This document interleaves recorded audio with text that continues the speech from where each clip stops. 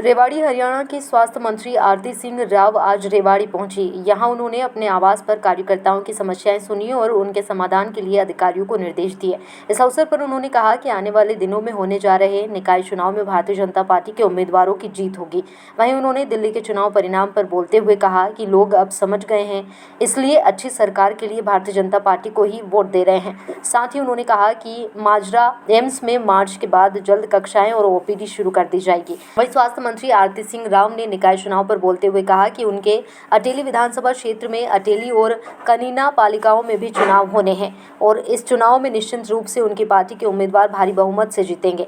वहीं उन्होंने एक सवाल के जवाब में कहा कि राव इंद्रजीत सिंह ने हमेशा ईमानदार और काम करने वाले लोगों को महत्व दिया है और इस बार भी ऐसे ही लोगों को आगे बढ़ाएंगे। करने की तो पूरी कोशिश होती है हमारी, और जहाँ तक भी बात करें हम वापस रिवर्ट भी करते हैं कि देखिए यहाँ तक आपकी बात पहुँची है, यहाँ पे अटक गई है, और या तो पूरा हम कोशिश करते हैं कि उसको एंड तक ले जाए। जहाँ तक समस्याओं की बात होती है तो गाँव में आपको मालूम है सड़कों की बहुत समस्या है आज भी।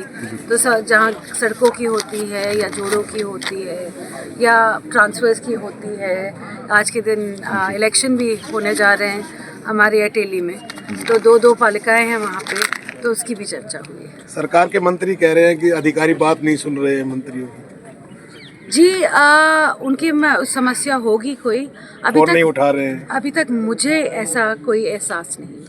अच्छा, दिल्ली में जो कल भारतीय जनता पार्टी को बहुमत मिला है, सरकार बनी है लंबे समय के बाद, वैसे कैसे देख रही हैं आप इस जीत को? जी मैं सोचती हूँ कि जैसे हरियाणा ने शुरुआत की थी इस जीत की और पूरा उसके बाद महाराष्ट्र भी आया, अब दिल्ली भी आया, तो मेरे को लगता है कि लोग समझ गए हैं कि अगर उनको अच्छी गवर्नेंस चाहिए, जैसे हमारे प्रधानमंत्री जी ने कहा कि अच्छी गवर्नेंस चाहिए तो भारतीय जनता पार्टी को ही वोट देना चाहिए। हरियाणा में निकाय चुनाव डिक्लेयर हो गए हैं, आपके अपने विधानसभा क्षेत्र में 2 जगह चुनाव है, गुड़गांव से लेके वहां तक राव साहब का अपना एक दबदबा है। किस तरीके से देखते हैं आने वाले दिनों में कार्यकर्ता किस तरीके से जीत की झंडी लहराएंगे या क्या? जी 100% भारतीय जनता पार्टी की ही जीत होगी आने वाले इलेक्शंस में।